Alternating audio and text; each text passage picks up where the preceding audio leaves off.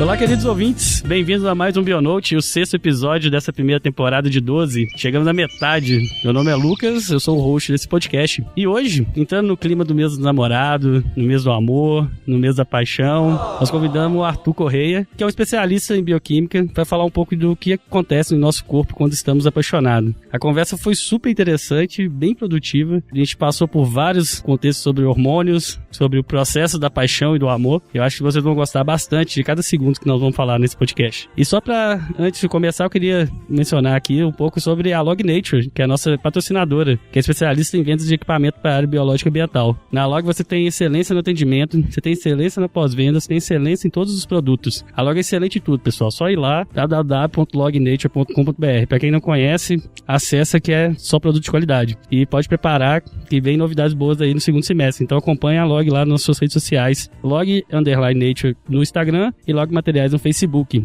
Então é isso. Agora é hora de ir pro podcast, que está bem legal. Vamos lá?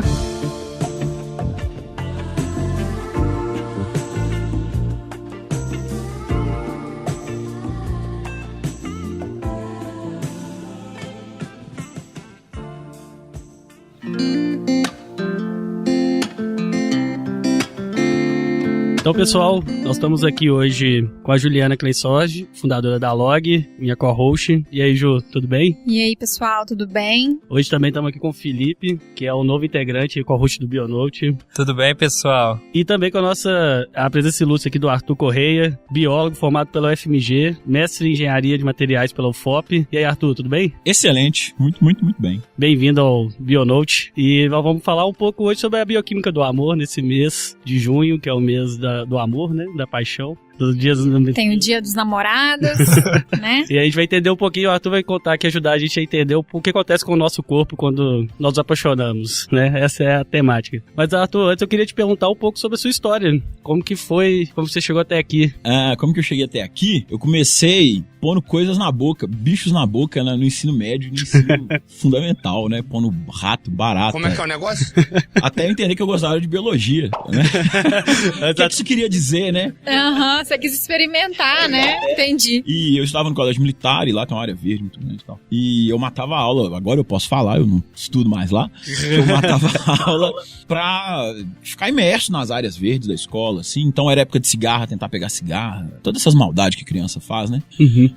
Antes eu achava só que você era psicopata, agora eu sabia que você queria ser pior. E ao mesmo tempo eu sempre desenhei. Mal, mas sempre desenhei. Era aquele cara que faz caricatura de todo mundo. Quando eu me formei no terceiro ano, tinha uma pasta na sala do comando, né? Que é o equivalente a uma sala do coordenador de comportamento, sei lá como é que se chama numa escola normal, com 10 anos de caricatura que eu fiz de professor, de colega, de comandante e tal, né? E a história do colégio, as respectivas punições, assim, né? 2 dias de retirada por causa dessa aqui e tal. Entregou isso pro seu pai e falou assim, era aluno exemplar, né? Vá lá, virei biólogo e ilustrador. Curiosamente, eu escolhi fazer biologia pra ser professor. Eu fui, de forma muito honesta, eu não sinto muito orgulho disso não, um aluno muito difícil. Uhum. No ensino médio, no ensino fundamental, foi um aluno muito difícil. E quando eu formei, a gente tem que fazer vestibular, eu na minha cabeça tinha que fazer vestibular, hoje eu não acho isso mais. Eu queria ser professor. Eu custei pra entender que era por causa disso. Mas depois, durante a faculdade, eu entendi que tava muito claro pra mim que o sistema bancário escolar não funcionava pra mim. E muito claramente não funcionava pra muita gente. Uhum. Intuitivamente, eu sentia que tinha que ter jeito de fazer de outro jeito. E eu entrei pra faculdade, me apaixonei por aprendizagem, né? Então, a gente vai fazer licenciatura no FMG, a gente detesta as matérias da FAI. Eu adorava as matérias da FAI, porque era onde a gente ia discutir psicologia da educação, política da educação e treinar a educação. Foi quando eu me percebi professor e percebi que eu gostava de falar de ciência pra quem não é de ciência. Depois eu me envolvi em projetos de pesquisa, etc. E tô aqui hoje. Eu acho que esse conteúdo, por exemplo, é muito interessante pra qualquer que seja a sua área. Mas enquanto membros desse universo acadêmico, a gente sabe ler artigo, pesquisar, etc. E quem não sabe? Então eu acho que esse conteúdo, por si só, é muito mais impactante pela narrativa e pela metanarrativa pra quem não é do universo da ciência. E eu acho que isso é um trem que me motiva. A gente levar acesso à informação pra todo mundo, né? E Arthur, também fala um pouco dos seus projetos atuais, pessoal sim. Conhecer. São vários. Eu fundei, junto com o meu sócio, que é o Lucas Veríssimo, uma escola chamada Bússola 7, que é uma escola que serve justamente para fazer isso. Trazer conteúdos da ciência, testados, validados há mais de 40 anos, mas que as pessoas que não são do universo científico, e mesmo muita gente que é, porque a gente não estudou isso na faculdade, não acessa. E no que isso influencia na nossa vida cotidiana? Então, por exemplo, o que a ciência está falando sobre felicidade, do ponto de vista fisiológico, do ponto de vista interpessoal, da psicologia, etc. O que a ciência está falando sobre um tema super batido, produtividade? Aí a gente vai e começa a estruturar isso. Então, por exemplo, o que a ciência está falando sobre síndrome de burnout, né? Que é essa síndrome do esforço agudo da estafa, que ataca principalmente o quadro técnico dos hospitais, né? O enfermeiro, o quadro de enfermagem, etc. Então, o que a ciência já tem há muito tempo, aí a gente faz a tradução, né? Para essas pessoas. Esse é o nosso grande problema. Procurem lá, bússola7.com.br, tá no YouTube, tá no Instagram, tá em tudo. Que legal. Eu ainda sou ilustrador, tô trabalhando atualmente, estamos encerrando, junto com uma empresa de arquitetura chamada Equipe B, um projeto de museu do INPA, que é o Instituto Nacional de Pesquisa da Amazônia, um museu de biologia em Manaus, num bosque dentro de Manaus. A gente está terminando o projeto expográfico de um museu. Eu coordeno a parte de conteúdo de biologia e também sou ilustrador do projeto. Acho que Seu tá bom, dia né? tem 24 horas? Meu dia tem 24 horas. Eu sou casado há 5 anos, amor, um beijo. Eu namoro com ela há 16 anos. Mas filho não tem não, Não, né? tem 2 gatas. Tá. Bem mais fácil. Não, tá. Bom, além de ninja, ilustrador, Explicar as horas do dia. ele ainda teve tempo de participar do Bionote. Obrigado, Arthur. A gente agradece muito sua presença aqui hoje, viu? Arthur, a gente tem curiosidade de saber, tem diferença entre amor e paixão, biologicamente, assim, ou não? Pra biologia, tem. Pra biologia tem diferença, sim. Mas antes da gente avançar nessa diferença entre amor e paixão da biologia, eu acho que a gente precisa capinar o lote aqui. Uhum. Né? Amor é um elemento cultural muito importante, muito forte. Amor vende. Sexo também vende muito, mas amor vende muito. Então a gente precisa separar o que é esse amor cultural, né, romântico, do que é o amor biológico, né? E qual que é a vantagem de sentir amor biológico, de onde Seria isso o vem. amor moral, né? Dentro da nossa... É cultural, né? Aham. Então, eu acho que a gente vai permear a nossa discussão daqui pra frente, pontuando sempre que necessário esses dois elementos e como que eles conversam. Sim, conversa o tempo todo, né? Uma coisa que eu acho muito relevante. Tem um filósofo da biologia que chama Ernest Mayr, não sei se a pronúncia está correta, vocês me desculpem. Ele é autor de vários livros, entre eles um chamado Biologia, Ciência Única. Única no sentido de que ela é muito diferente das outras. Uhum. A ciência, a epistemologia, né, da ciência e principalmente da biologia, tenta não ser reducionista, ao contrário das ciências duras, como a física e a química. A filosofia da biologia, de acordo com o Ernest, veio da filosofia da física e da química. Mas precisa haver um rompimento a partir de um determinado momento, porque a física e a química funcionam de forma reducionista e elas podem continuar funcionando de forma reducionista. Já os sistemas biológicos têm um negócio chamado propriedades emergentes. O amor talvez seja uma propriedade emergente. Propriedade emergente é toda propriedade que não pode ser explicada pela mera explicação dos componentes dela. Então, por exemplo, o cérebro funcionando. Se eu pego como que um neurônio funciona, beleza, entendi. Agora eu pego como que 1 milhão de neurônios funciona, entendi. A atuação de um neurônio vezes 1 milhão. Mas quando eu chego em bilhão, aparecem propriedades novas, que é a propriedade do elemento mais básico, ali no caso do neurônio, não explica. Então essas são propriedades emergentes. Não tem como eu abordar um problema de forma não reducionista, infelizmente. A gente ainda não tem essa capacidade, não. Então a gente faz abordagens reducionistas, desconstrói os processos. Mas é importante que a biologia considere, de acordo com esse autor, e eu concordo, que a abordagem reducionista é o ponto de partida e não o ponto de chegada. Uhum, sim. Então nada do que a gente vai falar aqui, do ponto de vista neurofisiológico, desqualifica nenhuma construção cultural, entendeu? Filosófica, elas convergem, elas se complementam, né? Elas não são auto-excludentes. É só o entendimento mesmo, da questão fisiológica mesmo, né? Da questão orgânica, né? Desses processos internamente, né? Mas a gente não pode excluir, né? Elas são complementares e não excludentes, isso, né? Então assim, você passa a entender mais Camões quando você entende neuroquímica do amor. Legal. Né? E não o contrário, não invalida em nada o que o Camões escreveu. Sim. Boa explicação final essa aí, eu gostei. Ficou bem. E pegando esse gancho, né? Quais são os processos químicos que acontecem no nosso corpo quando a gente se apaixona? Ah, ok. Pô, é muito legal porque esse negócio de se apaixonar... O que acontece? O crush, o tal do amor à primeira vista, ele existe. O crush bem atual. Bem né? atual, Você chega ali numa festa que você não conhece todo mundo, aí tem uma pessoa, você bate e você fala, nó, fudeu. Esse processo acontece em 200 milissegundos. Já foi. 200 milissegundos. Pensa, 200 milissegundos, velho. Você olhou, apaixonou, acabou. Não, já era. E a questão é... Depois passa, ok. Mas a questão é a seguinte, os 5 sentidos estão envolvidos nesse processo. E o primeiro é a visão, né? Lógico que a gente tem diferenças culturais sobre beleza. Na história e na cultura, o padrão de beleza muda. Mas o padrão de beleza estética, por mais que ele mude, tinha época que era pessoas acima do peso, né? Você vê lá na Itália as obras lá do Michelangelo, as mulheres acima do peso, os caras também. E hoje, ou pelo menos no final da década de 2000 ali, era aquelas mulheres muito magras e com cara de anoréxica e tal. E hoje vem mudando de novo, né? Recentemente houve até uma arte sobre isso, não sei se vocês viram, que fizeram em homenagem do Dia da Mulher, mostrando a mudança da visão de beleza sobre a mulher ao longo dos anos, e mostrava bastante isso, assim, o quanto mudou foi alguma homenagem de Dia da Mulher. E muda num ciclo muito rápido até. Você falou dessa da magra, mulher muito magra, eu lembro disso em 2012, né, 2011. Não, mas independente dessas questões que mudam, tem algumas que não mudam. Então, visualmente, a gente tá, nesse ponto de vista da paixão, que na verdade é reprodutivo, tem alguns sinais que indicam saúde. Então, por exemplo, simetria, né? A gente gosta muito de simetria, porque simetria quer dizer que essa pessoa é bem nutrida, né? Não tem nenhuma doença que afeta a estrutura óssea, por exemplo, né? Isso de maneira inconsciente, né? Totalmente. Você falou a paixão ao ponto de vista de reprodução, não vou chegar essa linha aí depois, mas você concorda comigo que então a palavra apaixonar é só uma palavra colocada em cima de um ato que você tem ali de reprodução. É porque se eu resumir paixão como tesão, é pobre, mas passa por isso sem dúvida absolutamente nenhuma. Outra coisa estética que a gente tá sempre buscando inconscientemente é a pele, né? Tipo, peles com poucas marcas, tipo, pouca cicatriz, indica pouca exposição ou muita resistência a determinados agentes patológicos, varíola, né? Então, isso é muito relevante. E essa questão de cor de pele, por exemplo. Tem um estudo muito louco que mostra que as pessoas pelas quais a gente mais se apaixona são a gente mesmo, né? Uhum. Eles fizeram um estudo que, assim, pega os voluntários e photoshopa o rosto deles numa pessoa de outro gênero. E sem a pessoa saber. E põe numa lista de pessoas pra ele votar em em pessoas com quem ele transaria. E 90 e tantos % das pessoas põem em primeiro lugar ele mesmo photoshopado no corpo de outro gênero. Sem saber. Sem saber. Que louco. Ok? A gente é muito narcisista. A gente gosta muito de a gente ver. Super.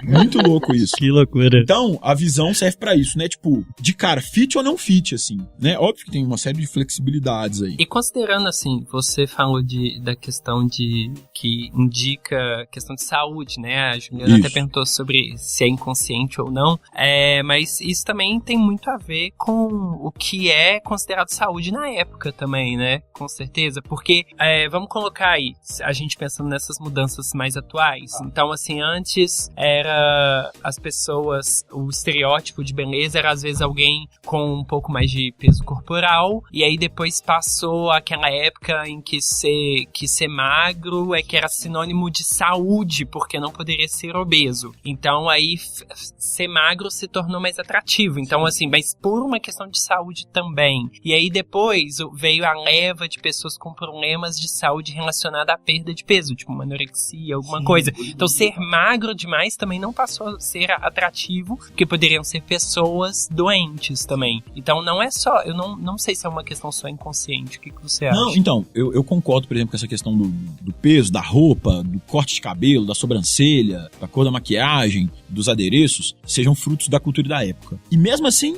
mais ou menos. Mas tem outras questões que são subjetivas.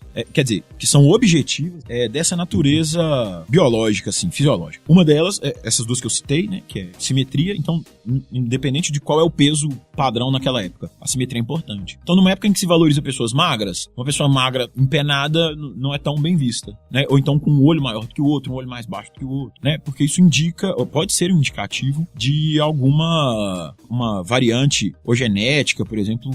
Tem uma coisa que eu preciso colocar aqui que é muito importante. O nosso cérebro evoluiu nas savanas. 250 mil anos atrás. Vamos tirar a caverna da cabeça, porque tinha pouquíssima caverna, e vai tirar o dono dela de lá de dentro, né? Vai puxar o topeira gigante de lá de dentro. Esses bichos não vão sair da caverna, não. A gente tá vendo na savana. O ambiente mudou muito, mas o nosso cérebro não. Então, por mais que hoje, por uma questão cultural, a gente conscientemente avance na desconstrução de uma série de preconceitos, então não tem problema nenhum em me relacionar com um cadeirante ou com uma pessoa que não tem uma perna, ou o que quer que seja. Evolutivamente lá nas savanas, isso era um fator limitante. Uma pessoa que não andasse morria, né? Entendi. E outra coisa que eu não tenho como saber, ou pelo menos inconscientemente, né, na parte do meu cérebro que tá fazendo essas escolhas, se essa pessoa coxa ou manca de uma perna por um acidente ou por uma questão genética. Se for por uma questão genética, eu não quero que isso inconscientemente seja transferido para a próxima geração, porque é desvantajoso. É bom frisar isso, pessoal. A gente tá falando aqui, novamente, igual você falou lá no início, é um aspecto biológico. Biológico, é o aspecto científico. Eu acho muito importante falar disso, porque não é incomum que as pessoas usem características evolutivas nossas para justificar atrocidades culturais. Sim, etc. E eu entendo que é o contrário. A partir do momento em que eu entendo por que eu funciono de determinado jeito, eu posso conscientemente escolher agir contra isso. Ótimo. Bom de vista. Mas aí a relação da visão, você estava colocando a parte simétrica. Isso, né? e principalmente simetria e limpeza, ou aparência de limpeza, e a pele. A pele também fala muito sobre limpeza. Segunda coisa que entra em ação é a audição. Gente, tudo isso em 200 milissegundos, dá tempo de pensar mesmo, não. Mulheres têm preferência comprovada por vozes mais graves. Quer dizer que o cara tem uma caixa torácica mais desenvolvida. Então, em teoria, ele tem mais condição não só de prover, mas de proteger. Sim. Né? Pensando, mais uma vez, a gente tá vivendo numa savana, 250 mil anos atrás, onde tem bicho que come gente. Sim. Logo ali atrás da goiabeira. Homens preferem mulheres com voz mais aguda e não é anasalada, não, é soprada, que fala com a língua perto dos dentes. Reparem que a Marilyn Monroe falava assim nas entrevistas, quando ela estava sendo gravada, mas no backstage ela não falava desse jeito, é uma estratégia pra ficar mais sexy. Ah, é? Que loucura. Olha que legal. Quem fala assim, se a voz for aguda demais, não gosta também porque é voz de criança, mas essa mudança pra uma voz ligeiramente menos aguda e mais soprada tem a ver com a passagem da infância pra adolescência, que é a menarca. Então, tipo assim, menstruou a primeira vez, tá valendo. Mais uma vez, galera, caverna savana. Óbvio que hoje não pode mais ser assim, a gente vive numa sociedade muito diferente. Mas tô dizendo assim, o homem evolutivamente aprendeu a identificar como possibilidade procriativa ou de procriação tons de voz que indicam que a moça, a menina, a mulher ali acabou de entrar na puberdade. Entendi. Que legal isso. Então, audição, logo depois da visão. Aí entra cheiro. A gente tem uma relação com os feromônios muito forte que a gente não faz ideia. Os feromônios indicam várias coisas. Saúde física, limpeza, óbvio, o cheiro fala muito sobre limpeza, sobre presença de algumas doenças, porque muitas doenças têm cheiro característico. Sim. Só que tem um estudo muito legal que põe homens pra dormir com camisetas e mulheres pra dormir com camisetas em determinados momentos, depois troca e vê quais são as preferências. Mulheres preferem homens cujo cheiro dos feromônios indica um padrão imunológico o mais divergente do dela. Por quê? Pra criança ter a maior variabilidade imunológica. Aí a minha esposa, eu falei isso pra minha esposa e ela perguntou assim, então quer dizer que se o cara toma umas vacinas e a mulher toma outras, vacinas diferentes, tem maior chance deles se apaixonarem? Pelo menos nesse aspecto? Não sei responder, mas faz sentido. Faz sentido mesmo. Faz sentido, então mulheres têm preferência por homens com um padrão imunológico o mais diferente possível do dela. Homens têm preferência por mulheres ovulando. Pronto, acabou. Então não importa o padrão imunológico. Se tá ovulando, prefiro. Vai sentir uma atração irresistível ali. Assim, pensando na questão, como você disse, na questão biológica da coisa, completamente porque o homem tá sempre pronto pra reproduzir, né? É distribuir a semente, né, no final das contas. Tudo isso que você falou aí é bem primitivo, assim. Qualquer animal tem esses mesmos instintos de formas um pouco diferentes, né? Assim, animal não vai ter a questão talvez da audição, né, de ver a indicação de maturidade sexual, mas é até o que você falou, assim, da primeira menstruação tá valendo. Para animal é isso aí mesmo, né, assim. O objetivo é reproduzir, né? Não excluindo o homem de animal, né, que também é. Muito ao contrário. É bem Na verdade, nós somos animais morais, né? Já tem aquele livro, O Animal Moral, né? Mais ou menos. Tem um humorista que é o Tim Minchin, não sei se vocês conhecem, que ele é australiano, e ele fala que nós somos chimpanzés de sapato, né? We are monkeys in shoes. E eu acho, salvas as devidas proporções, é uma boa analogia, porque nós ainda somos frutos da nossa biologia e vamos continuar sendo. É muito difícil, a gente tem essa relação muito... Hoje em dia, ainda um conflito muito grande em relação a isso. A nossa biologia, instinto e a cultural. A gente tem que bater de frente, igual você falou. A nossa parte inconsciente, a gente conhecer ela, quanto melhor a gente conhecer a parte inconsciente, mais fácil de você tomar suas decisões conscientes.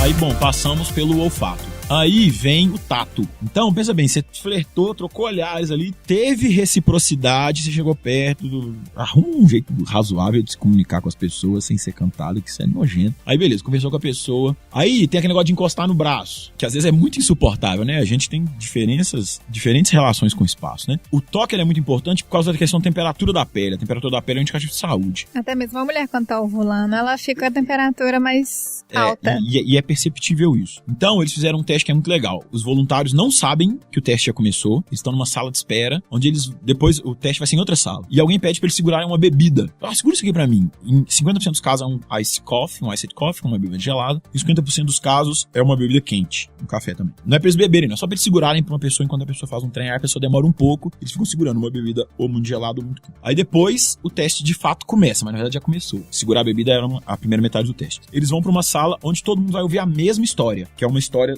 de um personagem que não tem gênero, e ele vai fazendo várias coisas. Mas não tem nenhum julgamento moral na história. Vai só descrevendo atos. Aí depois as pessoas têm que fazer uma avaliação, como se fosse uma espécie de avaliação psicológica do personagem. Quem segurou a bebida gelada, considera o personagem como impessoal, frio, calculista. Quem segurou a bebida quente, acha o personagem empático, atencioso. Cara, é genial isso! Sabe, tipo assim, a gente é fruto do ambiente e a gente não sabe o quanto a gente é fruto do ambiente. Então assim, você gostar ou não do papo de uma pessoa tem até a ver com ar-condicionado do local, entendeu? Que interessante. E aí isso explica o sucesso boate, da micareta. Da micareta. Esse foi o sucesso da bebida. Ar-condicionado pra quê, né? Depois do tato, vem a questão do paladar, mas é só rolar o beijo, né? No beijo, as pessoas vão trocar saliva, que é um elemento complementar ao dos feromônios, aí você sabe mesmo, né, da compatibilidade bioquímica. O hálito, né, a gente também sente cheiro com a boca, né, com o paladar e com a língua e tal. Tanto que às vezes as pessoas descrevem que tá rolando um clima e bateu e tá muito legal, mas no primeiro beijo acaba. Tchau, não vai rolar. Ou o contrário, tá mais ou menos, mas na hora que deu o primeiro beijo, fala, vamos casar. Né? Então, essa questão do paladar, apesar de ser em teoria a última, dependendo do seu contexto, esperamos que seja a última, mas é tipo, como é que é? Fator eliminatório. É o ponto de corte, né? Que às vezes você nem sabe, né? Por que quantas vezes já não aconteceu que você beija, você só fala assim, não sei por que eu não gostei. Não sei, não existe nenhum fator, né? E essa relação do beijo, ele é uma relação por instinto pelo paladar, porque eu acho que dos animais, nós somos os únicos que beijam, né? Sim. Eu acho, na verdade. Eu já li, não era uma fonte muito confiável, não. Então, recebam com cautela. Que esse negócio do beijo na boca, de língua, do jeito que a gente tem hoje, era uma coisa dos gregos, dos romanos, sei lá, romanos, pra saber se a pessoa bebeu, do marido pra saber se a mulher bebeu. Então, você provava a saliva da pessoa pra saber se ela tava chapando escondido lá na sua adega. Entendi. Mas eu acho um negócio tão pontual e específico pra ser um hábito tão difundido dentro de uma espécie. Mas assim, aí você falou sobre todas esses fatores, né, assim, relacionados a sentidos. E é interessante a gente observar que todos eles são relacionados à saúde, né? Sim. Assim, que é uma questão de... que a gente vê como é que inconscientemente a gente escolhe, na teoria, as pessoas mais saudáveis e compatíveis, mas assim, sempre relacionado à saúde, de alguma maneira, pra gente conseguir reproduzir, entendeu? Pra perpetuar. A gente, como em animais e como a gente sempre estudou, né, na biologia, questão de realmente escolher a pessoa que vai ter o melhor gene pra perpetuar o seu também, né? E é uma verdade, só que a gente esconde isso por questões culturais e morais e etc. E aí o coração dispara. Então, pois é, isso que a gente acabou de falar, tudo isso são 200 milissegundos, então agora é que o bicho vai pegar. Esse foi só o processo seletivo. Aí agora que começa a coisa. Agora que começa. Então, tem alguns hormônios que são mais importantes, tem vários, mas a gente vai escolher os que estão atuando mais. Que são dopamina, e eles funcionam mais ou menos numa ordem. Ocitocina ou vasopressina, não quer dizer que é o mesmo não, não, mas dependendo do caso, age um ou outro. Serotonina, cortisol e adrenalina. Então vamos imaginar que, ó, você identificou a pessoa, é aquilo, é aquela pessoa, aquele... É o crush tá ali, porra, o crush tá aqui. Todo mundo que teve infância, ensino médio, que você era afim do menino era isso. A pessoa entrava na sala, velho. Você queria morrer, velho. Parece que dava um troço ruim, assim. Hoje, com 34 anos, gente, era horrível. Era uma ansiedade horrorosa, assim. Era. Então, primeira coisa, que o cortisol e a adrenalina sobem muito e eles estão relacionados com estresse, né? Então, você fica muito nervoso. Tanto o cortisol quanto a adrenalina são os hormônios que agem na situação de luta ou fuga. Então, quando você tá apaixonado, você começa a lutar pela sua vida. Faz sentido. Não. A pupila dilata, a mão fica gelada, suada, assim, o coração palpita. É tipo o sangue pras vísceras. Gente, dá vontade de cagar. Às vezes você fica assim, com incontinência urinária, sério. Pensa, a primeira vez que você vai ficar com alguém que você tava afim há muito tempo, seu estômago não fica bom, o intestino... Você fica péssimo, Verdade, fica péssimo. Então, tipo, principalmente cortisol, tipo, você vai... É um bicho que vai ter que lutar na selva. Então, defeca pra você ficar leve, pra você emitir um cheiro desagradável e o bicho achar que você tá podre. Não, isso é sério, essas estratégias existem. Mas, tipo assim, você começa a hiperventilar, né? Deixar o sangue mais básico, pra você poder correr e funcionar com pouco oxigênio depois. Então, o seu cérebro, que evoluiu na savana, não sabe a diferença entre um tigre dente de sabre e o crush. Não sabe. Entendi agora. Não sabe. Então, tipo, o crush é uma ameaça pro seu sistema neurológico, pro seu sistema límbico, igual... Está de alerta mesmo, Total. E aí, o que acontece depois? Tem um porquê, principalmente. A gente tem muito medo da rejeição. Uhum. Pro sistema nervoso, a rejeição é uma dor física, ele não sabe a diferença. Então, você tomar um toco, tomar um fora, pro seu sistema nervoso é a mesma coisa de tomar um soco, uma voadora, uma mordida de um bicho. Não existe diferença entre dor e emocional. Ele vai reagir da mesma forma, né? Então você tá ansioso, porque tipo assim, se essa pessoa de quem eu estou afim me rejeita, eu morro. Não morre, mas morre, né? Tipo... Pro seu corpo você vai morrer. Pro seu cérebro você vai morrer. Aí, beleza. Não teve rejeição. Ai, que delícia. Aí você começa a produzir dopamina, porque dopamina é um hormônio relacionado com motivação, com foco, com desejo. Então pensa, você só vê aquela pessoa, tem 80 pessoas na sala, a boate tá lotada, a música tá alta, alguém vomitou no seu pé, mas a crush tá ali, velho. Você só consegue pensar naquilo. E se tem o mínimo de reciprocidade, se a pessoa olha assim na direção sua e você acha que foi pra você, o sistema de recompensa já te premia com dopamina. Uhum. Né? A dopamina faz com que o corpo produza ocitocina. E ocitocina é essa vontade de se conectar. A ocitocina é um hormônio pró-social, principalmente em mulheres. Uhum. Por que eu falo principalmente em mulheres? Porque vários estudos mostram que no caso do homem, a testosterona compete com a ocitocina, inibe a ocitocina. Então homens têm dificuldade de criar esse bonding. Uhum. Então o corpo, o cérebro, na verdade, tem um sistema redundante que é a vasopressina. Como a ocitocina não funciona muito no homem até determinado momento, quem fica atuando é a vasopressina. Mas mesmo efeito naquele momento ali, que é a vontade de estar junto da pessoa. Aí, então, subiu a dopamina, subiu a ocitocina. Ou vasopressina, né? Se você for do sexo masculino, se você tiver hormônios masculinos girando aí. Só que cai a serotonina. É diferente de um processo de alegria, onde a serotonina também sobe. A serotonina cai. Então todo o romântico é meio melancólico. Já repararam? Uhum. É só você pensar que a história... Pensa numa história romântica, eu não penso em Romeu e Julieta. É uma merda de uma história onde morre todo mundo. É a história mais triste que tem, é Romeu e Julieta. Não sei por que as pessoas associam isso a romance, não. É muito horroroso. Mas tem a ver com a neuroquímica. A serotonina cai, você fica obsessivo. Serotonina baixa é tanto sinal, um indicativo de depressão clínica, quanto é um indicativo de transtorno obsessivo compulsivo. Você só pensa na pessoa pela qual você tá apaixonado. Porque a serotonina tá baixa e a dopamina tá alta. É um trem muito louco. Que isso, né? Que loucura. Do ponto de vista evolutivo, isso faz muito sentido. Você tem que começar a preservar aquele investimento que você vai fazer. Uhum. Porque transar é caro, né? Evolutiva, do ponto de vista na savana. É muita energia, né?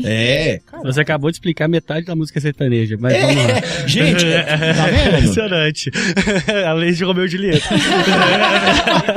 Cara, comparação super legal. Todos os filmes, né, românticos, que tem que todo mundo chora no filme romântico, no final das contas. Tem razão. É fato. E aí, essa combinação que depois começa a produção, né, de noradrenalina, norepinefrina, que é um vasotensor. Isso aumenta a pressão arterial, que é responsável, aí sim, pelo que a gente chama de tesão. Porque aí vai pra cópula, eu preciso disponibilizar sangue nas genitais, o sangue que tá no cérebro não precisa mais, então a gente não pensa muito. E a dopamina deixa a gente muito impulsivo. Então esse negócio de transar de qualquer proteger, transar sem camisinha e esses acidentes de percurso, né? Seja uma gravidez indesejada, seja uma doença sexualmente transmissível, culpa da dopamina. Então, se você já sabe que isso vai rolar, a camisinha tem que estar na mão, tipo, quando você foi pra boate, ela já tá aqui o ingresso, tá aqui a camisinha. Porque você vai pensar direito, né? Não vai pensar, ponto. Então, o que você tá dizendo é que a gente faz todo esse processo, todos esses hormônios vão acontecendo. Primeiro que você fica bobo, desculpa, você fica depressivo, você fica chorado. E, pra tudo isso, no final, é sexo. O final é sexo. O ser humano, ele tem a intenção de reproduzir.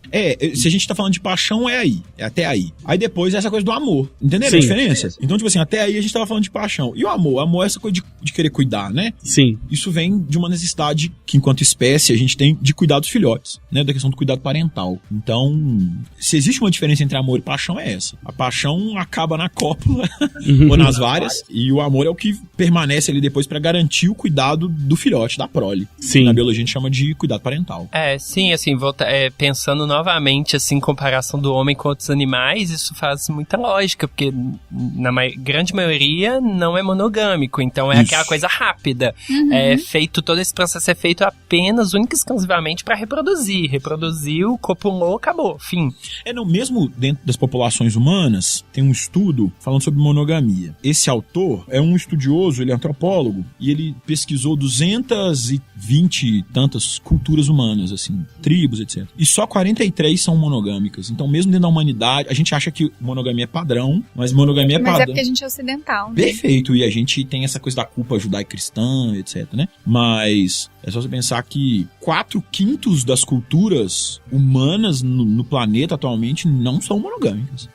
Então é muita coisa. Não tô dizendo que isso justifica a traição, não. Tô dizendo assim que... Não faz parte da nossa cultura. É da fisiologia mesmo, né? E bem como fisiologia. Sim. Fisiologicamente, o ser humano não é monogâmico, porque, não sei, me corrija se eu estiver enganado, mas eu imagino, tipo, pistacídeo, que é monogâmico, eles não sentem, na teoria, não sentiriam atração por outro. Não, então isso nem é verdade. Os estudos mais recentes com pistacídio, eu vi o Átila, o Yamarino, né, falando sobre isso, e depois eu fui pesquisar, achei muito legal, que tem essa coisa assim, casais de pistacídeos, por exemplo, aquelas periquitim que a gente tem de gaiola, assim, formam casais pela vida inteira. Aí foram fazer teste de paternidade e viram que menos de 20% são filhos do pai. Tá. Então foi por água abaixo que eu falei. Mas estão pulando a cerca direto. Mas fizeram com outras espécies ou não? Não, fizeram com vários pistacídeos, mas porque esse é um que todo mundo tem em casa, né? E ver os dois juntinhos até morrer lá. Dó. Então, na teoria, a monogamia, na teoria, não existe. Então, porque na teoria, não é só o fato de que você se mantém fiel à pessoa. Assim, na minha concepção, a monogamia seria aquela questão de que é só aquela pessoa e fim. É como se fosse uma paixão constante, entende? E não porque o ser humano não é monogâmico, querendo ou não, porque quando ele termina um relacionamento, ele tá em outro. Não, e a monogamia, ela não é favorável, né, evolutivamente. Evolutivamente não, por isso é preciso uma vila inteira pra cuidar de uma criança. A criança é filha da vila inteira, porque tem várias crianças nascendo ao mesmo tempo, tem várias mulheres amamentando. Evolutivamente, muitas crianças morriam, pensa que as taxas de mortalidade infantil eram muito altas. Então tá cheio de mulher lactante sem criança. Então elas vão ajudar a amamentar essas crianças. Sim. Né? Porque todo mundo tinha job nas pequenas comunidades tribais, familiares, né? Então, eu acho que esse negócio assim, de você ter uma família numa casa, que é um pai e uma mãe, com os filhos, isso é um trem muito contemporâneo. Muito novo, muito novo. A gente ainda não sabe lidar com isso, não. Pensando que a gente evoluiu em 250 mil anos pra cá, os últimos 500 anos são nada, gente. Né? Do ponto de vista evolutivo. Então, aí, eu vou te fazer essa pergunta. Então, quer dizer que a gente teve muitos sintomas no homem que é derivado da paixão, ou de todos esses hormônios e etc. Não, na mulher também, ué. No homem que eu digo como espécie. Tá. No Homo sapiens. No Homo sapiens. Com certeza, muitos, inclusive. Quem assistiu House of Cards, né, o Frank Underwood fala uma hora assim que tudo é sobre sexo, exceto sexo. Sexo é sobre poder. Né? Essa primeira afirmação que tudo é sobre sexo é absolutamente indiscutível. Sim. Né? Se a gente tá falando da ótica biológica, não tem como fugir disso não, cara. Você vai no dentista pra transar mais. Você tem emprego e paga boleto pra transar mais.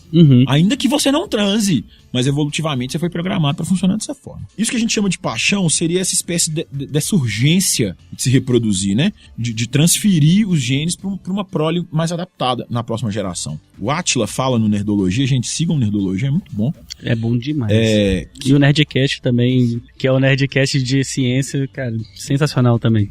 São referências que eu uso muito. Reprodução sexuada é um troço muito, muito caro, porque precisa de 2 pessoas, ou 2 entidades ali, né? Eu vou citar a Ipsis Literis que ele fala aqui, que eu acho maravilhosa. Não construiria melhor a frase. O sexo precisa oferecer uma vantagem muito grande, o sexo, a reprodução sexuada, né? Pra evolução favorecer quem precisa do dobro de recursos, porque você precisa de um macho e uma fêmea, pra se reproduzir. Então, por que a evolução premia, né, a reprodução sexuada? Porque ela gera variedade genética. Então, uma bactéria se clonando, ou banana que a gente come na banana, é tudo clone. Se der uma doença, acabou, a gente não come mais banana. O que seria uma pena. Mas a reprodução sexuada tá sempre gerando variabilidade genética, o que é muito importante para a sobrevivência de uma espécie, né? Então, essa é a vantagem. Eu pago muito caro numa espécie de seguro. E todo mundo achando que o que você... A sua recompensa seria o orgasmo, né? Mas, não, na verdade...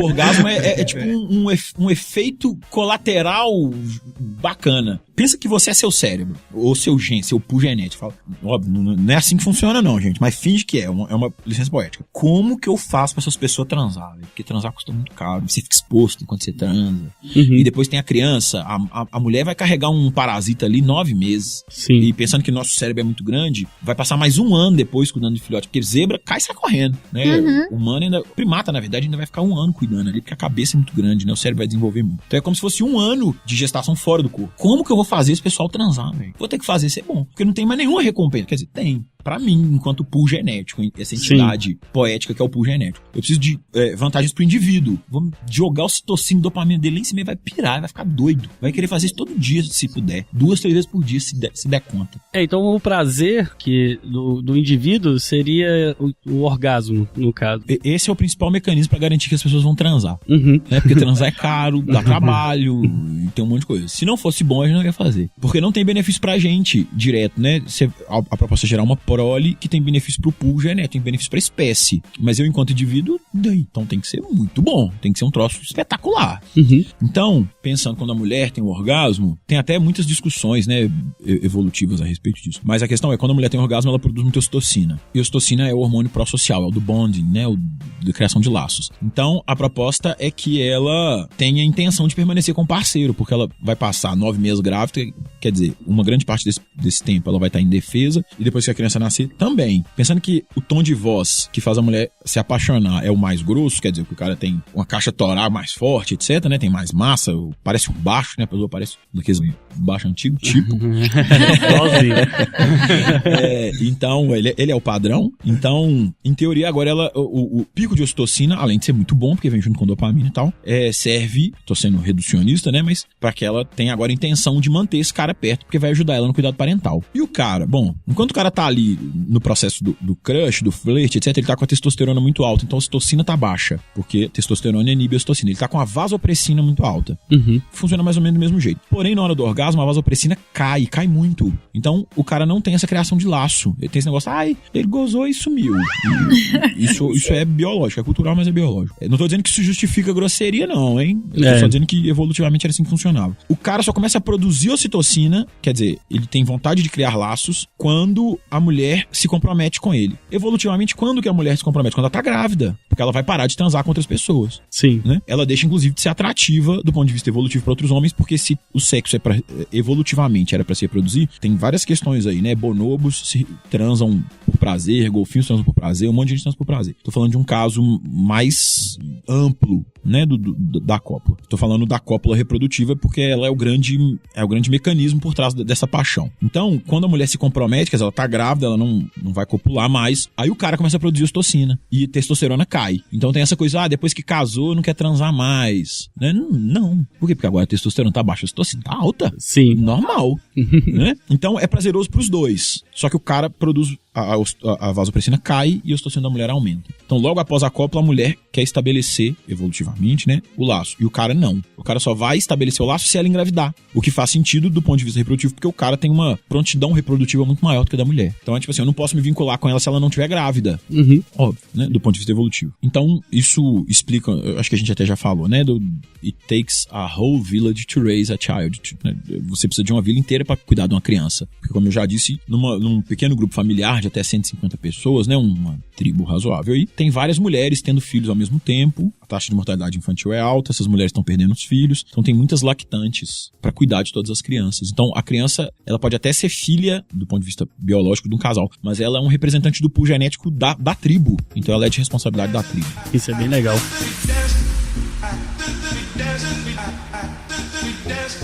Hoje, levando isso um pouco para a área mais moderna, a gente tem como fazer uma relação evolutiva e fazer uma analogia em relação, igual você colocou, o casamento. Porque hoje, a nossa civilização moderna ocidental, ela tem uma relação muito aquém de reprodução, né? De ter filho. Né? Sim, lógico. E aí, como que a gente faz uma ligação hoje dessa ocitocina no homem? Tem alguma pesquisa que mostra isso em outros quesitos, outras ações de comprometimento? Sim, sem dúvida. A ocitocina, níveis relativamente constantes, junto com dopamina, serotonina e endorfina, são indicadores de felicidade fisiológica. O que quer dizer que ser feliz tem muito a ver com fazer parte de um grupo. Legal. A gente tem necessidade de pertencer, e a nossa necessidade de pertencer vem muito dessa produção de ocitocina. Então, quando a gente... Tem aquela história que o abraço... Isso, um abraço de 20 segundos, externo com externo, produz muita ocitocina. A questão é que tem um estudo internacional que diz que a média de abraços, mesmo dentro de membros da mesma família, é de 3 segundos. A gente precisa de 17 a 20 segundos para começar a produzir ocitocina. Que legal. Então esse abracinho de 3 segundos... A gente precisa se abraçar mais. Sem dúvida. E não se abraçar mais por mais tempo, exatamente. Por mais tempo. Isso é interessante. Assim, eu participei de uma palestra do Arthur, por exemplo, e na palestra você faz uma dinâmica que é você abraçar o desconhecido. Por 20 segundos. Pega uma pessoa do seu lado e... E a gente fica super sem graça, né? Fica, ai meu Deus, 20 segundos é uma eternidade. Passa os 3 primeiros segundos, você começa a conversar, você tá nervoso, fala, gente, é pegadinha, tem alguma coisa errada. Aí na hora que você tá muito desconfortável, na hora que dá 17 segundos, 16, o desconforto passa. É verdade, tem razão, foi mesmo uma experiência porque a ocitocina interessante. aumenta e você quer se conectar. Tanto que você fala, gente, já pode separar. Não, já deu 1 minuto, pode separar. As pessoas, muitas pessoas não querem desabraçar. E o lance da ocitocina no homem, no aumento da produção de ocitocina depois que a mulher engravida, sim, é pra manter essa relação de cuidado, né? Pra do filhote. Certificar de que o filhote, de que a prole vai ser bem sucedida. Tanto que depois de mais ou menos 1 ano, quer dizer, 9 meses de gravidez, mais ou menos 9 meses, 1 ano. Quase aí 2 anos de, quase 2 anos, de mais paixão, ou menos. Né? Não, a paixão foi o flerte, mas do bonding ali, né, do laço e do cuidado, eu vou chamar de cuidado parental mesmo, tranquilo. As taxas de ocitocina do cara vão cair, as taxas de produção de testosterona volta a aumentar, e ele ou volta a copular com essa mulher, né, pensando naquele ambiente tribal, ou não, vai começar a copular com várias outras mulheres. Na verdade, antes desses 2 anos, isso já acontece. E a mesma coisa, a mulher, né, não é porque ela tá amamentando e tá cuidando da criança que ela tá focada no cara, apaixonada. O bonding dela, esse laço é muito mais com o filhote do que com o cara. Sim, esse laço familiar é um pouco mais cultural, né? Então esse negócio assim, do amor de mãe, né? Essa ocitocina materna, porque se a gente tá falando de amor, a gente vai ter que esbarrar em amor de mãe uma hora, não tem jeito, né? Tipo assim, o cara pode ter vários filhotes em 9 meses. A mulher, 2, 3 no máximo, se forem trigêmeos, né? Se aquele filhote morrer, acabou. Ela só consegue de novo daqui 9 meses, etc. Então, esse vínculo é muito importante e muito forte, né? Então, depois que minha mulher teve filho, não é meu caso. Não tenho filhos, mas ela não liga mais pra mim. É uma reclamação de muitos homens. Primeiro que você deve ser um cara chato pra caralho, que não ajuda. Mas ainda que você seja um... Que é mais um peso. Que é mais um filho barbado e insuportável. Mas ainda que você seja joia, né? Tipo, o foco dela é a manutenção daquela vidinha muito frágil ali. Sim. Né? Então, a gente pode falar que dentro, né, dessa relação, a gente pode falar que a paixão, se a gente considerar ela imediata, né? Aquele sintoma imediato, a gente pode considerar que ela acaba. Ela acaba, graças a Deus, porque é uma angústia, né, gente? É muito difícil. Tem uma questão muito importante a gente exige do corpo operar no limite o tempo inteiro, né? Dessa visão romântica do mundo, né? Quando os centros de recompensa estão ativados de forma muito intensa durante muito tempo, que acontece porque a dopamina tá alta, né? Então você tá sempre vendo a pessoa ali na escola, por exemplo, né? Na faculdade, ou se você é apaixonado por alguém do seu trabalho, os centros de recompensa estão disparando muito. Então os centros de dor e aversão começam a disparar menos. Então beleza, você tá meio melancólico porque sua serotonina tá baixa, mas as coisas doem menos, você sente menos fome, você sente menos dor, menos insônia, o mundo fica muito mais bonitinho mesmo. Então essa visão romântica é um fruto da biologia, sabe? Você sente menos dor, você sente menos desconforto, você tem que andar igual uma mula pra ver o crush, true story, isso, doesn't matter, não tem problema, é o crush, ficar sem dormir, qualquer coisa. Isso é muito comum, né? Ficar sem dormir, gente, eu só encontro o crush aqui domingo à noite, eu vou virar, não quero nem saber. Você tem que acordar cedo e bater laje amanhã de manhã, não me importa. E acorda feliz. Vou direto, nem vou dormir. Não tem problema. Os seus centros de recompensa estão trabalhando desesperadamente. Exaustivamente pra te manter feliz. Evolutivamente, agora você tem que cuidar de uma cria. Então, se você não for otimista, você abandona no mato, porque é um trem que só te dá trabalho. Né? Se não tiver uma expectativa de que ela acrescente a variabilidade genética da espécie, que ela acrescente ao pool gênico, pensando evolutivamente também na tribo, né? Se for um menino, ele vai me ajudar a caçar, então é ótimo. Se for uma menina, é mais uma entidade reprodutiva, então também é ótimo. Então tem essa expectativa, né? Essa coisa de ver o mundo de forma romântica é um jeito contemporâneo de falar da nossa expectativa, né, para com o filhote, etc. Ainda falando sobre paixão, né, sobre essa questão do nervosismo, eu já falei, né, muito provavelmente o seu cérebro não sabe a diferença entre dor física e dor emocional. Então, o chute na bunda, né, o famoso na minha época chamava toco, não sei como é que chama agora, talvez ainda chame, desculpem, o fora. É igual um soco na boca do estômago mesmo, assim, tipo, dá vontade de vomitar, você fica sem ar, fica nervoso, e a expectativa do toco às vezes é pior que o toco, né? Tipo, a pessoa diz que quer falar comigo hoje, fudeu. DR, e eu acho que muito dessa coisa do medo da DR, tipo, não tem nem a ver com essa questão de não querer falar das emoções. Eu acho que, na verdade, não querer falar das emoções, principalmente nos homens, é um sintoma. É o medo do rompimento, do rompimento, da dor emocional, tipo. Que você falou, isso é interessante, que você falou que o homem começa a produzir, ter prazer, né? No prazer no sentido do hormônio ocitocina do vínculo. Com um vínculo. Então o fato da perda do vínculo é onde ele perde ocitocina de uma forma muito forte. E eu acho que evolutivamente a DR é sempre uma possibilidade de rompimento. Exatamente. Então, fica a dica, né? É possibilidade de rompimento porque você não tá falando de você. Então é óbvio que é uma possibilidade de rompimento. É um ciclo vicioso, né? Deveria ser interpretada como um ajuste. Né?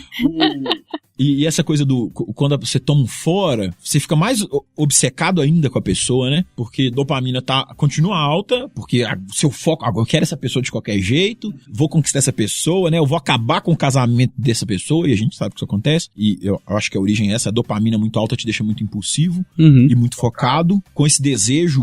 É guerra. E tem, só puxando em cima disso, assim, aí esses quadros, por exemplo, de obsessão, ele tá relacionado com a baixa da serotonina e a alta da dopamina. E, inclusive, algumas drogas, elas permitem... Exato. Modular isso, né? Esses antidepressivos, muitos trabalham nos canais da serotonina e da endorfina e vão trabalhar nessa direção. Esses efeitos, inclusive, dessa ação da dopamina e da ocitocina alta, que são lá na área tegmental, que é uma parte do nosso cérebro muito antiga, né, lá do cérebro de lagarto, assim, né, do nosso cérebro reptiliano. Então ela é muito mais anterior do que emoção, do que raciocínio, do que cognição, do que isso tudo. Então esse negócio da gente ficar retardado, desculpem o termo, né, não sei se o termo é o mais correto. Ficar bobo. Mas é mais sutil. Irracional tem muito a ver com isso também. E é a mesma parte do cérebro ativado por algumas drogas, tipo os opiáceos, cocaína. Então, você, inclusive, estar apaixonado vicia. Tem gente que passa a adolescência pulando de uma paixonite pra outra, assim, porque você não tá viciado em se relacionar com outras pessoas. Você tá viciado nos picos de dopamina do crush ou da crush entrar na sala. Naquela sensação boa, naquelas recompensas. mais ou menos, porque você também tem a sudorese do viciado. E quando essa pessoa passa muito tempo longe de você, você tem os mesmos sintomas da abstinência química, né? A adolescência, ela tem essa relação de hormônios muito mais aflorado no sentido de produção, não é? Ou eu tô enganado? Tem uma variação muito grande. Entendi. Então, por exemplo, como a serotonina sobe e desce muito na adolescência, todo mundo tem uma fase que gosta de Legião Urbana, né? Que é quando você tá melancólico ali no seu adolescente e masca bunda de bique, porque a mastigação gera serotonina. Que loucura. Então, você chega numa sala de ensino médio, cheio de gente de 14 anos, assim, as bundinhas das biques, tá tudo mastigada. Chiclete é o que todo mundo mais compra, né? O troco não é em bala, é em chiclete, porque eu preciso mastigar pra aumentar minha serotonina. E assim, essa alteração, né, essa loucura de hormônios nessa época, também pode estar associada, também pode levar, né, essas paixonites que a gente vê na nossa geração, não tanto, mas nessas gerações mais novas, nessas paixões loucas por ídolos, né, assim. Sem dúvida. Essas paixões, você vê que a pessoa realmente ama, sabe? Vidradas naquela pessoa que ela nunca viu. Então, não existe grande parte daqueles sentidos que você falou, tirando basicamente a visão e a audição. Tem uma questão muito, muito importante. O nosso cérebro, por causa das pequenas tribos familiares nas quais a gente evoluiu, ele tem um número limitado de slots de pessoa que você vai ocupar, tipo amigos no seu Facebook emocional e psicológico, que é mais ou menos 150, chama número de Dunbar. Então você consegue decorar e se familiarizar com mais ou menos 150 rostos, quanto mais você convive com essas pessoas. Eu convivo muito mais com a Beyoncé do que com minhas tia, entendeu? Então, no número de Dunbar, a Beyoncé tá muito mais perto da minha família, apesar de eu nunca ter visto Beyoncé presencialmente. Mas você vê vídeo dela, ela fala com você, ela conversa, entrevista, etc. Então, o seu cérebro acha que ela é muito mais íntima minha. Então, as pessoas às vezes vão conhecer os ídolos e falar, ele é mó escrota, porque eu sou fã e a pessoa não quis comer um bolo na minha casa. Mas lógico que ela não te conhece. Né? Então, você conhece muito bem. A via é unilateral, né? Então, aí, tipo, você já começa a gostar da pessoa porque tem uma identificação estética. Eu gosto dela por causa do posicionamento político. Mentira! É uma metanarrativa que você tá criando depois. Você gosta por causa da estética. Então, por que você ouve o que você ouve? Estética. Depois é que você vai inventar histórias pra justificar. Entendeu? Eu gosto que essa pessoa é muito inteligente. Primeira vez que você ouviu All the Single Ladies, não importa, você nem entendeu a letra. Mas a música mexe com você ali e tal. Então, você cria uma relação com a pessoa. Então, você vê outra coisa daquela pessoa, eu tô usando a Beyoncé como exemplo. Você vai produzir dopamina e ocitocina. Ela não, mas você vai. Entendeu? Então, essa paixonite pelos ídolos, né? As boy band fazem muito sucesso por causa disso. É um mercado baseado na nossa necessidade de se apaixonar. Então, basicamente, assim, né? Ainda mais nessa época agora de superexposição em redes sociais, né? Enfim. Então, e nos adolescentes a gente tá criando uma geração que só sofre durante a adolescência, porque é todo mundo mega apaixonado por pessoas de uma paixão unilateral, que elas nunca vão ter contato, elas têm muito mais contato com essas pessoas digitais. Sim, os youtubers. E sofrendo de todos os efeitos da paixão. E então, o contato assim, não é um contato simples, porque se você pegar antigamente, quando não tinha essas relações, o contato que você tinha era uma televisão, era um horário, era uma reportagem mais séria, etc. Hoje, com as redes sociais, o artista, o famoso, quem seja, ele fala o que ele tá fazendo naquele momento, naquela hora, ele acorda, ele faz um negócio, ele manda isso. Então você... ele divide o dia inteiro dele. Você chegava às 5h30 pra esperar top 10 na MTV pra ver se vai passar o clipe das Spice Girls. E quando não passava, você ficava puto. Se não passava, você ligava, que é um absurdo. Como que não passou? Viva Forever hoje, não é possível, ué. Não, honesto, eu sou fã de Marilyn Manson, sempre fui. E um cara muito controverso. Então, não era sempre que tinha clipe desses caras. Você ficava triste demais. Fica parecendo que é só com sexo oposto, mas essa questão da dopamina e da ocitocina com a serotonina baixa também funciona dentro do mesmo sexo. Então a gente sente saudade de amigos. E eu acho que se a gente tá predisposto a discutir isso na biologia, mas também na sociedade, na cultura, essa coisa de que homem não sente saudade de amigo homem, sabe? Tipo, cara, nunca foi verdade. E considerando que como é que é o negócio lá dos 150 pessoas? Número de Dunbar. Número de Dunbar. Considerando o número de Dunbar, essa geração agora conhece provavelmente 150 youtubers, né? Isso. Então, assim, não existe vida real. Exato. Porque elas passam o tempo inteiro, os slots delas são ocupados basicamente por, vamos colocar assim, umas 5 pessoas que são quem convive em casa, o pai, mãe, os irmãos. Tem alguns amigos também de escola, né? 140 youtubers. Então, assim, não existe. Isso é engraçado porque na área de marketing, assim, de publicidade, que é uma área que eu estudo bastante, a relação do youtuber, colocada em relação às redes sociais, os stories, né, esses negócios que você tem no Instagram, no Facebook também, hoje até no WhatsApp, ele é exatamente isso. Ele é um flash de um momento, e as pessoas, quando vai trabalhar um canal com um YouTube, etc., os publicitários, eles indicam que a pessoa tem que fazer stories o tempo todo. O cara não faz os stories porque ele é o fanático, às vezes, pro celular. Não, é porque é a função dele, a profissão dele. Ele tem que estar presente. E ele tem que estar presente para criar esse vínculo. Ele tem que transformar esse vínculo. Personifica aquele personagem que tá ali. Então, mostrar o dia a dia e tudo que faz a cada segundo dá uma personificada, né? Torna real. É bem interessante isso que você falou, que é utilizado muito na publicidade há muito tempo, essas coisas, sabe? Há muito tempo. Você falou dessas questões da voz, né? De Mary Moll, né? Que falava de uma forma pra ficar mais sexy, né? Mr. President. E aí você tem essa... Então você tem essa... Isso já é utilizado em marketing, em publicidade há muitos anos, né? Cigarro mesmo, lifestyle, você vender isso, enfim. Bem legal. E o nosso corpo, ele entende quimicamente a diferença. Na verdade, não é que ele entende, ele transmite, ele funciona diferente em relação a paixão e amor ou não? Então, pensando paixão e amor enquanto duas instâncias de um processo, a paixão tá ali antes da cópula, né, e durante a cópula, porque tem o flerte, tem a cópula, etc. E o amor seria o depois, né, que é tipo, cuidar da parceira e proteger aquela criança até ela ser autônoma. Então, do ponto de vista biológico, eu chamaria isso de paixão e isso de amor. Para esse pesquisador aqui, o Abby Marsh, amar uma pessoa seria uma resposta particular a uma determinada pessoa, onde a presença dela te alegra e a ausência te estressa. Então, é uma droga. Nesse sentido, não tem diferença entre amor e paixão, né? Porque produz os mesmos hormônios. Então, tem duas abordagens. Essa abordagem não separa amor de paixão, mas essa abordagem pré-cópula e depois cuidado parental, eu poderia separar dessa forma. Isso é legal. Porém, existe esse sentimento de que amor é um trem maior do que paixão, né? Mais nobre, etc. Do ponto de vista biológico, não. Né? Do ponto de vista biológico, a gente só quer a manutenção ou a melhoria do pool genético, pelo aumento da variabilidade. Mas se a gente for entrar nesses aspectos culturais, né? Mais uma vez, do amor de mãe, do amor incondicional, a paixão seria um troço momentâneo. E esse amor de mãe, amor incondicional, que a gente sabe que é mentira. Ai, não tem filho favorito. Mentira, gente. Eu tenho 2 gatas e tem gato favorito. Como que gente não vai ter, né? Como que gente com personalidade diferente, com, sabe? Você tem afinidades. É óbvio que é mentira. Tem, né? Né? Sempre mais afinidades mesmo, com certeza. Tá vendo? A gente recebeu umas pedradas agora dessas frases. Eu amo meus filhos igualmente. Mas tá bom. Vambora. Então vamos pro meu laboratório, eu meço. Mentira, eu não tenho laboratório, não. Mas dá pra medir. Deixa eu ver, quimicamente, né?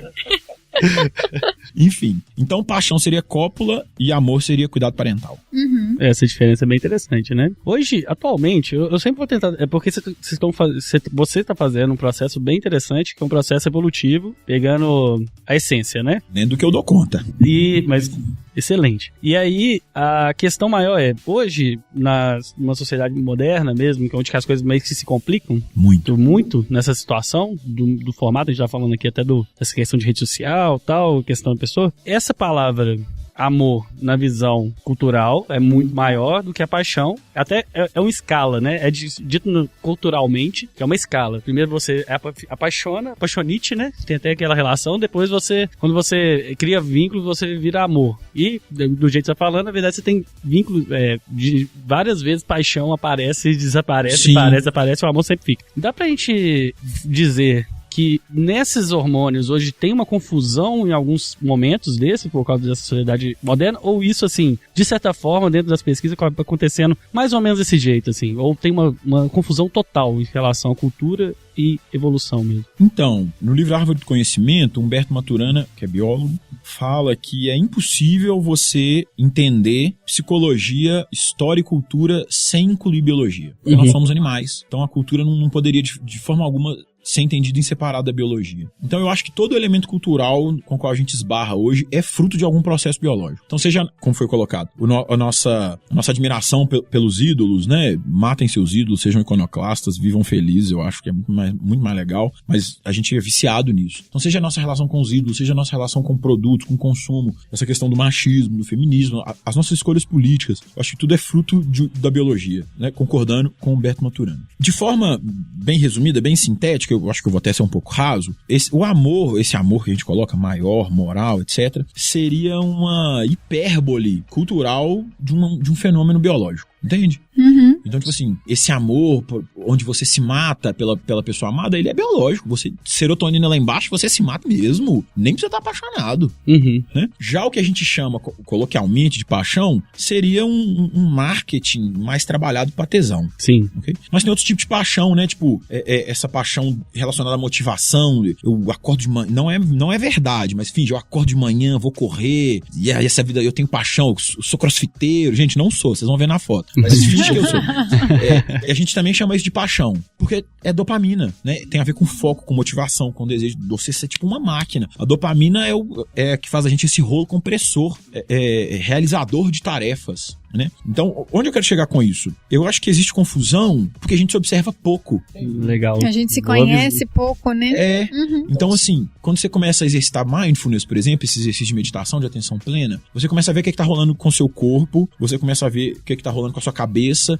E mais uma vez, corpo e mente pra mim não são elementos separados, né? Eu acho que essa visão dualista é muito ocidental, assim, e eu não concordo com ela, e sei que muita gente não concorda, mas assim, quando você medita e você se permite assumir esse ponto de vista metacognitivo fora de você mesmo, né? E você observa coisas, você começa a ver, tipo, uma pessoa falou uma coisa que te irritou, ou você tá muito afim de uma pessoa, ou você tá muito afim de comer um chocolate. Por quê? Eu tô muito afim de comer chocolate porque meu dia foi uma merda e é um comfort food, né? É pra eu ocupar um buraco emocional que eu não tô conseguindo ocupar com pessoas. Sim. Tanto que a compulsão, né? Ela retrata muito isso, né? Aonde você tem um estresse, uma falta, você compensa ela de uma outra forma porque ela aumenta os seus hormônios de satisfação. Exato, mas não resolve o problema. Não. Né? Então, eu acho que a confusão vem sempre do saber muito pouco, né?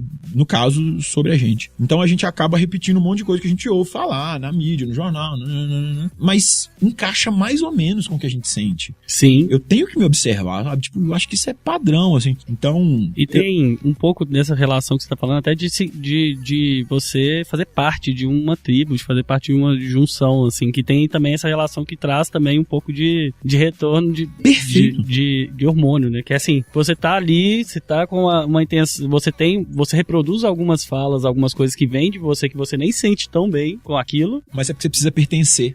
E repetir a opinião geral aumenta seu senso de pertencimento. Exatamente. Então, isso é muito louco. A gente teve um boom, eu não quero entrar nesse negócio, mas a gente teve um boom legal se olhar cientificamente em cima disso que você falou, nessa linha política atual do Brasil, na discussão política atual do Brasil, os brasileiros discutindo política.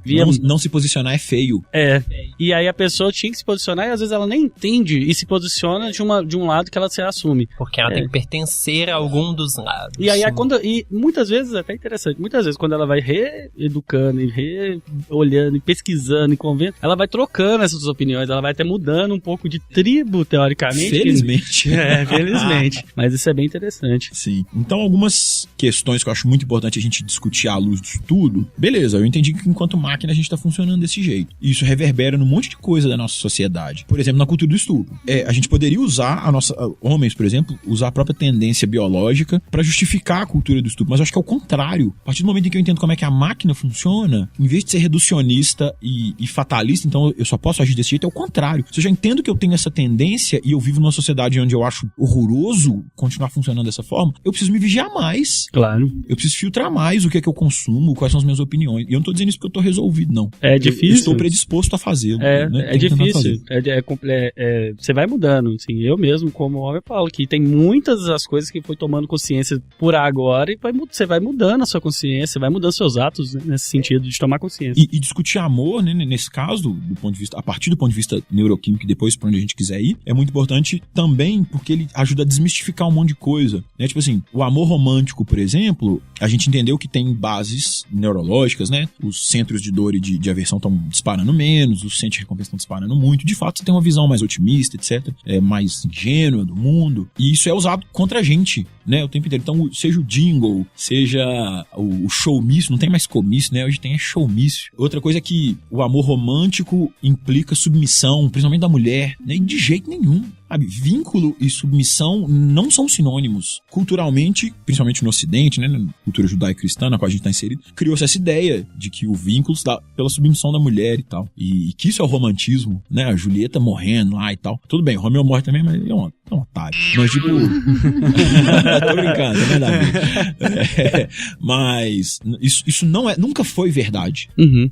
Do ponto de vista biológico, não é verdade. Então é legal a gente entender a biologia pra gente desconstruir um monte de coisa e decidir o que a gente vai construir a partir disso. Uhum. Eu acho essa discussão de uma relevância... E pegando nesse gancho, assim, a gente vê, tem muitos filmes que tem o Felizes para Sempre, né? Ah, sim. Nossa. Putz, isso aí, Muitos galera. filmes, quase todos. Eu acho que eu consigo contar no dedo de Hollywood os que não tem. Mas a gente vê, assim, até mesmo a maioria dos contos de fadas, né? Felizes para sempre. Então, por exemplo, essa questão de se manter amando, se manter apaixonado. Para sempre. Para todo sempre e muito feliz. Isso é uma coisa possível fisiologicamente? Então, a paixão enquanto urgência, eu acho que ela não é possível, não. Uhum. Porque, por dois motivos. Primeiro, é que a gente desenvolve tolerância, como a gente desenvolve tolerância a qualquer droga, a esses picos, né, de dopamina, ocitocina e abaixo da serotonina, etc. Então, a gente vai ficando mais resistente a essas dosagens. O segundo é que estar obcecado por alguém, né, e isso é a paixão, essa angústia, esse sofrimento, ele cessa na presença da coisa. Então, o Clóvis de Barros Filho fala da filha dele que queria um videogame e era a melhor coisa do mundo, e ela estava apaixonada pela ideia do videogame, e quando ele deu, acabou, ela jogou um dia e guardou no baú. Né? É isso, né? Tipo assim, você é extremamente apaixonado pela pessoa, mas essa pessoa é uma pessoa na sua cabeça, ideal, vai morar com essa pessoa, né? Você cria 1 ano, 20 anos. Vai acordar todo dia. Todo dia. Então, assim, eu acho que a paixão acaba, mesmo assim, e tranquilo, isso não é problema nenhum. Mas eu acho que o amor, não, essa coisa do bonding, do laço e da manutenção dessa relação, cuidar. eu acho totalmente factível. Eu até anotei. A Ellen Fisher tem um estudo sobre amor muito longo e ela tá acompanhando agora não, em 2015, casais que já estavam juntos há 25 anos. Uhum. E foi medir o cérebro dessa galera, né? O que tava rolando, né? Usando eletroencefalograma, usando tomografia, usando tudo que ela podia. E viu que essas pessoas que diziam que continuavam amando e que continuavam gostando das pessoas, de fato, os centros de dopamina e de ocitocina continuavam funcionando bem, mas o de serotonina tava lá no alto, então não tem obsessão. Né? E tem também endorfina, etc. Então, na verdade, elas continuavam amando porque elas eram muito felizes com essas pessoas. Legal. Né? Aí entra o gancho da felicidade no processo, né? Sim, sem dúvida nenhuma. Os estudos de felicidade, e eles são muito validados justamente por casais de longo prazo. E quais são as estratégias que esses casais usam, né? Não só esses casais. Qualquer pessoa que diz que é muito feliz, o que ela exercita cotidianamente?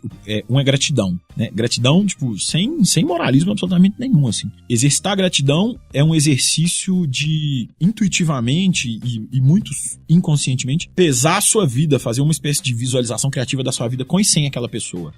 E quando você vê que a sua vida com aquela pessoa é muito melhor do que ela seria, você sente gratidão por aquela pessoa. Uhum. Né? Pode ser um trem simples, alguém que segura uma porta pra você, ou alguém que tá ali todo dia te apoiando, aturando seu surto, seu chulé e tal. Então isso aumenta muito ocitocina e dopamina, mas também aumenta muito serotonina e endorfina. Então deixa de ter a obsessão, deixa de ter a melancolia. E outra coisa, além de exercitar a gratidão, exercitar a generosidade. Então, por exemplo, tem um estudo que mostra que exercitar a generosidade, mesmo que você não conheça o alvo da generosidade, aumenta os níveis objetivos de felicidade o mesmo tanto que o dobro de salário. Nossa. Então, por exemplo, você vai comprar um pão de queijo e um café numa cantina e fala pro caixa assim, eu vou deixar mais um café e mais um pão de queijo pago. Mas pra que não? Porque se vier algum pedinte, sempre vem, tá pago. E você vai embora, você nem vai ficar ali pra esperar o pedinte. O seu cérebro começa a contar uma metanarrativa pra você mesmo. Olha como é que você é capaz. olha como é que você faz diferença. Você é epítome do seu pool genético. Você é top demais. E isso aumenta muito dopamina, serotonina, endorfina e ocitocina. Então, casais que exercitam um para com o outro gratidão e generosidade, não é opinião minha, né? São estudos de mais de 50 anos. Entre eles, o da Ellen Fisher, mas tem o do Mihaly, tem um monte. Falam que esse é o segredo para você se manter amando, né? Se manter feliz e se manter amando. Isso não necessariamente enquanto casal, né? Não necessariamente enquanto casal. Enquanto grupo. Uhum. Mas enquanto casal, isso é maravilhoso. E então a gente pode falar que, enfim, a paixão então passou, né? Mas que esse é um amor diferente daquele amor inicial lá, que é todo movido pela reprodução. Já é um tipo diferente de amor, que é um amor que foi construído, não é mais voltado à reprodução. Porque ele não é mais voltado à reprodução, porque querendo ou não, passa a fase reprodutiva, você quer seu filho e tudo mais. E se esse amor de 25 anos continua, é um amor diferente. Sem dúvida. Eu acho que a gente chama de amor uma espécie de super felicidade entre casais. Ou entre mãe e filho, entendeu? Então, assim, a gente chama de amor porque o nosso acervo, o nosso vocabulário para lidar com o sentimento é muito pobre, né? Cita as coisas que você sente cotidianamente. Medo, raiva, alegria, tá, vou pôr tesão, vou pôr decepção, acabou. Não lembro de muito mais coisa. Tá, amor, que mais? A gente sente muito mais coisa, mas a gente não exercita, a gente não se observa, a nossa sociedade não valoriza. Homem, então, se você sente mais de 3, tá errado. Você falou, eu fiquei pensando aqui, você falou um monte, eu falei, é verdade. Então, eu acho que a gente chama isso de amor, e não tô dizendo que não é do ponto de vista cultural, mas do ponto de vista biológico, isso tá muito mais próximo nas medições neurológicas de um estado de uma felicidade sustentável, mantida, assim, sabe? Provavelmente, então, vamos dizer que se tornaria o amor, por mais que seja um casal, se tornaria um amor equivalente ao amor que você sente, por exemplo, seus pais e irmãos. Ele se transformaria, porque não tem mais... Porque eu penso assim, como não tem mais a variável reprodução... Não sei se não tem, porque, por exemplo, homens de 90 anos podem ter filhos. Mulheres de 90 anos, não. Até agora. Mas, então, do ponto de vista do cara, tem até uma coisa muito engraçada. Lendo esses estudos, eu fui pesquisar várias coisas. Me desculpem o nome, né, da pesquisadora, mas foi um teste sobre masturbação. E aí tinha uma coisa, assim, que eu ouvia falar, e ela até cita isso, né, no estudo, que, tipo, tem essa ideia de que o homem, depois da adolescência, ele para de se masturbar, porque ele vai casar, ele vai ter uma parceira. Mentira. Os caras vão morrer se masturbando. Então, essa coisa do desejo sexual no cara ser ausente a partir de um determinado momento não é verdade. Pode acontecer, mas não é verdade. E eu acho que na mulher, e aí agora é minha opinião, tô suvacando, ok? Tô tirando opinião, agora é só opinião. Eu acho que a gente não vê isso na mulher, não porque não aconteça, mas porque ainda tem um tabu na nossa sociedade em relação ao prazer feminino. Com certeza. Então esse negócio assim, depois de 25 anos juntos, não tem mais a questão reprodutiva, pro seu cérebro tem. Ainda que conscientemente você não queira ter filhos, ou já tem 80 filhos e não queira ter mais, ou esteja tentando, tem uma parte do seu cérebro, que é lá o cérebro reptiliano, que não cresceu, que não evoluiu. Então eu acho que essa coisa sexual continua. Mas foi abaixo, por exemplo, toda a parte da sedução, assim, que a gente falou lá no início dos sentidos. Do flerte. Dos sentidos. Tipo assim, não existe mais nada aquilo que dá aquele start nos sentidos, porque querendo ou não, você já envelheceu, então você já não é aquele parceiro ideal. Então toda aquela... Por isso que eu digo que a variável reprodução saiu. Eu não tô dizendo a variável prazer, que envolve outras questões, né? A questão da droga mesmo, do que... daquela cocaína daquela ali. cocaína ali que te vicia, não é isso, entendeu? Mas a reprodução saiu. Então, assim, por isso que eu digo, ok, que a gente sabe o que acontece, mas quando eu digo que equivale com o amor de outras pessoas, é porque, de outras pessoas próximas, porque o amor equivale. Porque você provavelmente não vai transar com sua mãe, com seu irmão, com seu pai. De preferência. Entendeu? De preferência. Então, tem aquele casal. Então, o que diferencia seria somente essa droga. Porque o resto, o amor, continua igual. Porque não existe nada mais que leve essa relação a continuar estável, a não ser essa felicidade plena que talvez você atinja com essas outras pessoas. Tempo, inclusive. Por que você, então, mantém esse amor com essas outras pessoas? Com mãe, pai e irmão? Entendi. É a mesma questão da felicidade, não? Eu concordo. concordo que é a mesma questão da felicidade. São espaços seguros para você falar de si, são espaços importantes de apoio para sua saúde emocional, para sua saúde psicológica. Sim. Manutenção de liberação de dopamina, serotonina. E até pensando no autoconhecimento que você falou que a gente tem pouco, essas pessoas te ajudam no autoconhecimento. Que são as pessoas que estão ali, nem que seja a força, elas te ajudam no autoconhecimento. Isso, óbvio, se você tá predisposto, né, a fazer esse exercício, porque a gente tá cansado de saber de pessoas que se separam dos núcleos familiares. Não é um julgamento, não tô dizendo que isso é mal nem nada, mas de fato, o núcleo familiar é uma oportunidade, né, de autodescoberta, né? Sim. Tanto nessa questão da paixão biológica quanto nessa questão do amor biológico. Concordo totalmente. E aí volta o que vocês tinham perguntado dessa mistura, né, das confusões que a gente faz por ter pouco termo pra falar de muita coisa.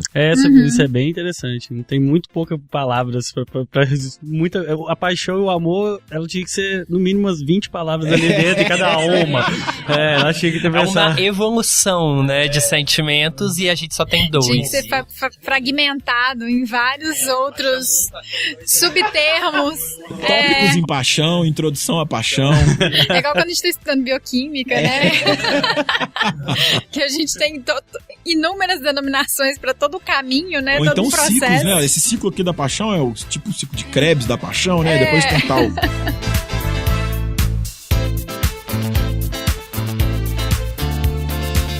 A gente queria agradecer.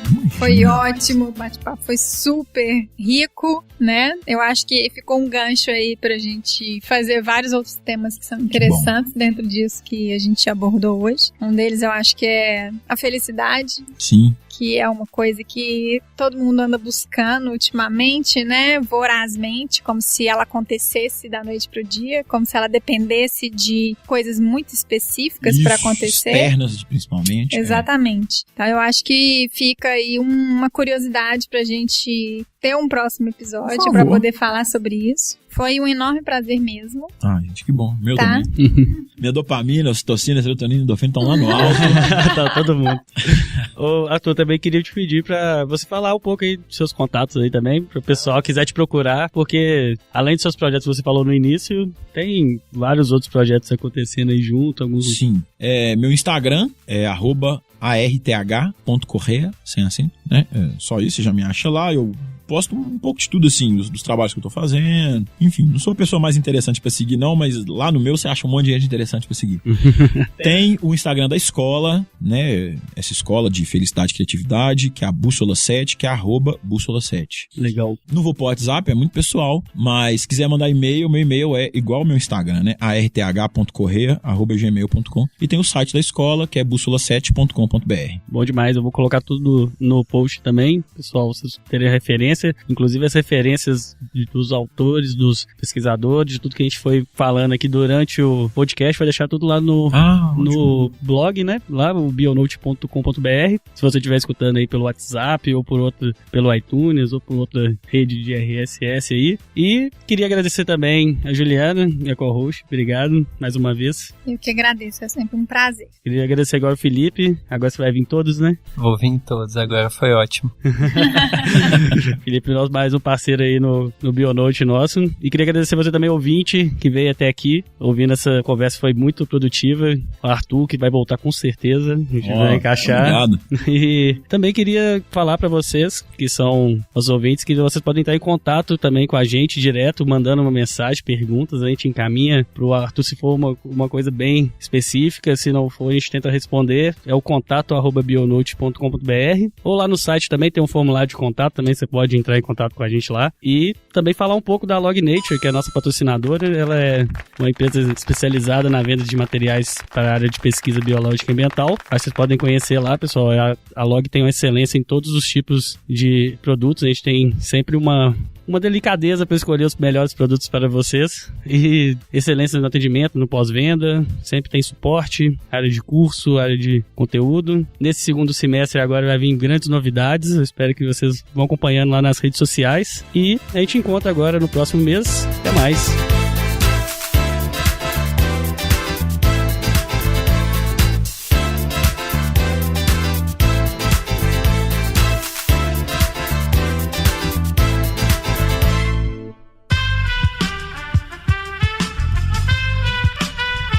Este podcast foi editado por Aerolitos Edição Inteligente.